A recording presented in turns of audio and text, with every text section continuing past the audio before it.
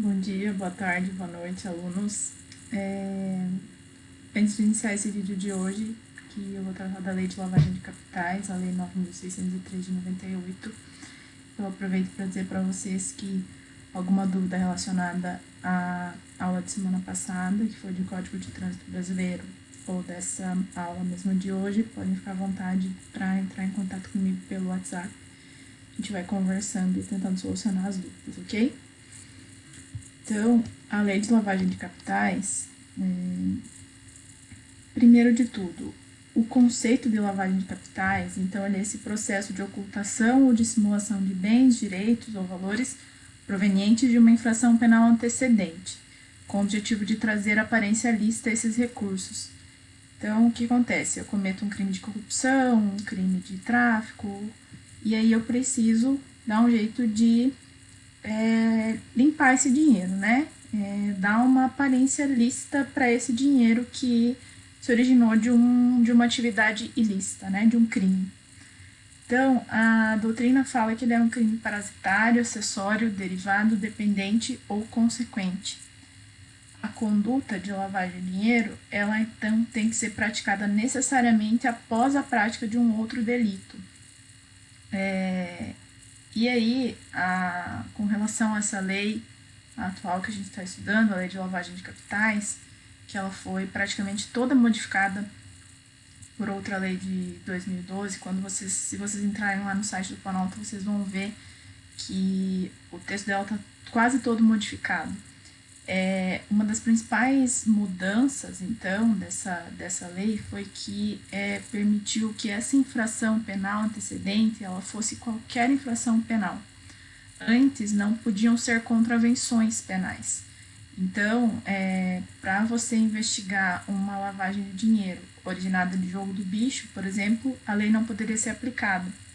Então, essa foi uma das mudanças relevantes com relação a essa lei que ocorreu em 2012. Então, é importante também, eu vou disponibilizar para vocês esses slides e tem um texto também no RA. E é importante também, assim como eu sempre falo para vocês, lerem toda a lei, beleza? Para acompanhar tudo, eu vou trazer para vocês os pontos mais importantes, mas é extremamente relevante ler a lei toda. Então, o artigo 1º, ele traz a definição do crime de lavagem de dinheiro, que é ocultar ou dissimular a natureza, origem, localização, disposição, movimentação ou propriedade de bens, direitos ou valores provenientes direta ou indiretamente de infração penal. Então, não só dinheiro, né? A gente pode ter lavagem de dinheiro com ocultação de apartamento, né? De valores, de direitos, né? De respeito a, por exemplo, ações. Então, não tem que pensar que não é só dinheiro, tá? Essa mudança que eu falei para vocês anteriormente, que ocorreu em 2012, que modificou quase todo o texto da lei, também tirou da lei uma expressão que tinha, que era que sabe ser proveniente de infração penal. Então, o que acontece? Não é exigido que essa denúncia ou que essa sentença demonstre que a pessoa sabia ser proveniente de infração penal esse dinheiro. Porque é muito difícil provar, né? Então, a lei está buscando coibir a prática de um crime que serve para fortalecer organizações criminosas, né? A lavagem de dinheiro para dar mais poder econômico para essas organizações. Então, foi por isso que foi retirada essa obrigatoriedade da lei de que saiba ser proveniente de infração penal. O parágrafo 1º do artigo 1º, ele traz algumas figuras equiparadas. Então, a mesma pena do caput, que é de 3 a 10 anos e multa, vai incorrer quem?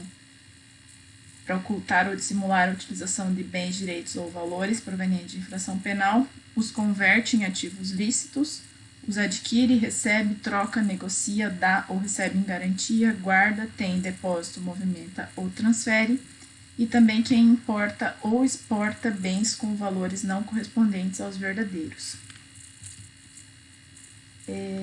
A lavagem de dinheiro, ela tem aquele procedimento que vocês já devem ter visto, ouvido falar muito, né, na TV e tal. São muitas formas de se lavar dinheiro. No material de vocês tem alguns exemplos e as pessoas realmente são muito criativas para fazer esses procedimentos de lavagem de dinheiro e por isso que é tão difícil ser detectado. E a lei de lavagem de dinheiro, então, ela prevê o Instituto da Delação, que nós vamos estudar mais pormenorizadamente na Lei de Combate às Organizações Criminosas, mas aqui, então, já tem essa previsão, que está no artigo 1º, parágrafo 5º, que é a delação, a figura da delação, que é um dos instrumentos da lei para permitir que seja mais fácil identificar, então, esse crime da lavagem de dinheiro, né? E aí o artigo diz que a pena poderá ser reduzida de 1 a 2/3 e ser cumprida em regime aberto ou semiaberto, facultando-se ao juiz deixar de aplicá-la ou substituí-la a qualquer tempo por pena restritiva de direitos. Se o autor, coautor ou partícipe colaborar espontaneamente com as autoridades, prestando esclarecimentos que conduzam à apuração das infrações penais, como primeira hipótese, a apuração das infrações penais, a identificação dos autores, coautores e partícipes, segunda hipótese, ou a localização de bens, direitos ou valores ou objetos do crime, terceira hipótese. O que significa esse a qualquer tempo que eu grifei? Então, pode ser feito, inclusive após o trânsito julgado da condenação.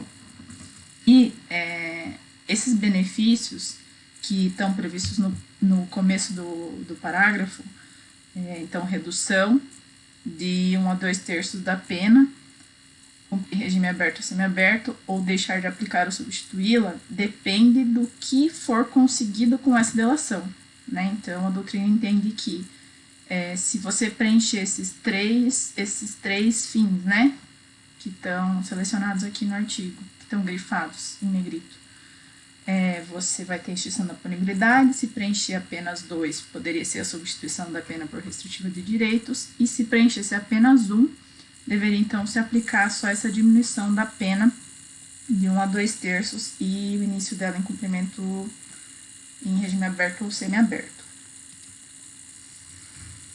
Quanto ao processo, quanto a algumas questões referentes ao processo de apuração e julgamento desse crime de lavagem de dinheiro. Como eu falei lá no comecinho, esse crime ele é acessório. Você sempre vai praticar lavagem de dinheiro relacionado com algum crime anterior. Então, esses processos eles vão ser autônomos.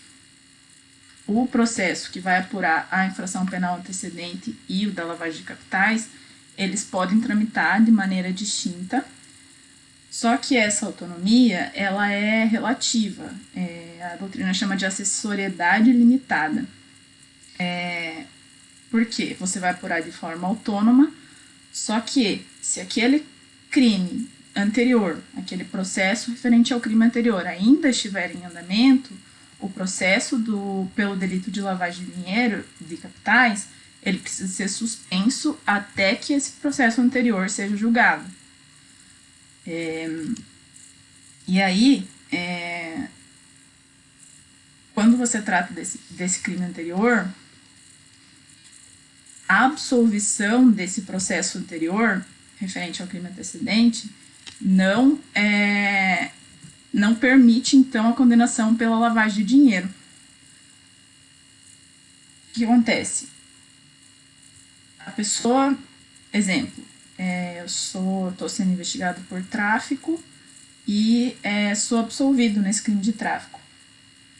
Outra pessoa, né, ou eu mesma, estou sendo investigada por uma lavagem de dinheiro relacionada a esse crime. Não é possível haver uma condenação pela lavagem de dinheiro se tiver uma absolvição com relação a esse crime de tráfico. Porém, é possível você punir a lavagem de dinheiro se o autor do crime antecedente não for identificado. Por exemplo, eu posso ser condenado por lavagem de dinheiro relacionado a um tráfico de drogas, mas esse tráfico não teve uma autoria definida, né? O que não pode haver é a absolvição do crime antecedente. Isso tá bem destacado lá no material de vocês e qualquer dúvida vocês podem me perguntar com relação a isso. O artigo 2º, parágrafo 1º da lei, ele traz uma exigência, né, que a doutrina chama de justa causa duplicada. Quando você for denunciar alguém, quando o Ministério Público for denunciar alguém por lavagem de dinheiro, essa denúncia ela tem que ser instruída com indícios suficientes da existência da autoria da infração penal antecedente. Então, precisa de indícios da lavagem e indícios da infração penal antecedente. Ficou claro? Essa justa causa, então, ela é duplicada. Precisa ter indícios do tráfico, por exemplo, se nós estamos tratando de uma lavagem de dinheiro relacionada ao tráfico, e da lavagem. Como, então, que é possível as autoridades investigarem a lavagem de dinheiro? Sempre é necessário uma comunicação das instituições financeiras, né? Então, como você vai lavar dinheiro? Você vai fracionar depósitos, você vai usar contas de laranjas. Então, os bancos, as instituições financeiras, elas têm um papel importante na investigação da lavagem de dinheiro. E do artigo 9 ao artigo 13 da lei, tem algumas previsões com relação às instituições financeiras do que elas precisam fazer para que as autoridades competentes possam investigar esses crimes previstos na lei. É importante vocês lerem. O COAF foi um órgão que foi bastante falado nos últimos tempos, porque teve uma mudança também recente, né? Até na lei, vocês vão ver ali a partir do artigo 14, ainda consta que o COAF ele é vinculado ao Ministério da Economia. O Moro, quando assumiu o Ministério da Justiça, também tinha interesse no COAF, acabou não levando. Então, depois acabou ficando com o Ministério da Economia, por uma medida provisória anterior.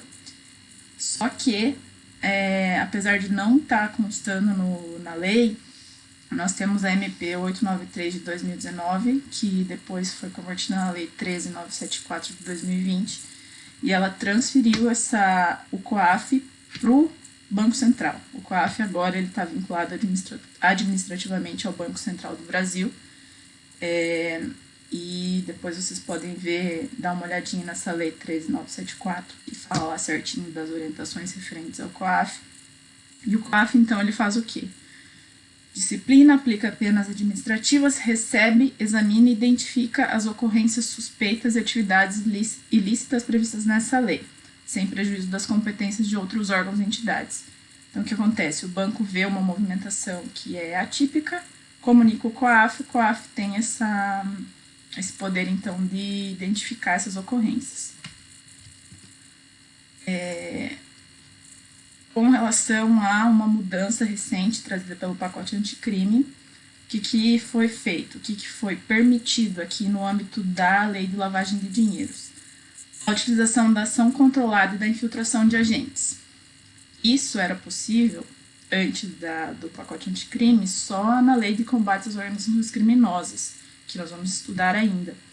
Então, é importante vocês notarem que teve essa mudança, e agora é possível também utilizar esses dois meios de prova, que são a ação controlada e a infiltração de agentes.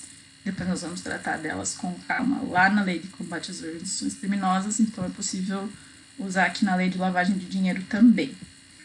Pessoal, vou finalizar esse vídeo. Novamente, me coloco à disposição para qualquer dúvida que vocês tiverem. Vou deixar alguns exercícios para vocês fazerem, que eu preciso que vocês me enviem no e-mail até o dia 11 de abril.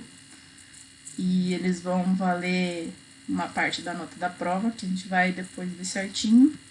Então, seria isso. Um abraço para vocês. Quem puder, fique em casa.